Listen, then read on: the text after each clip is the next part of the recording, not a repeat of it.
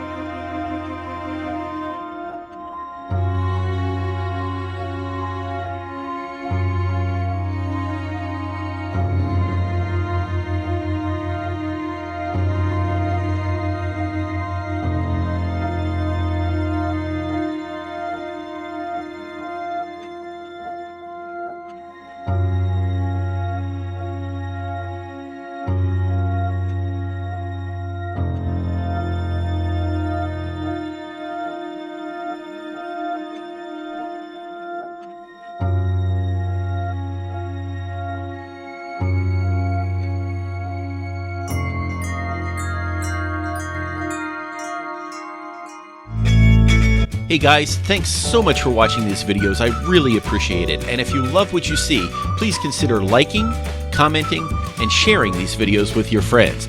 And if you really like these videos, the best thing you can do is subscribe to this channel so you can see whenever I put more videos out. Thank you so much, and I'll see you on the road.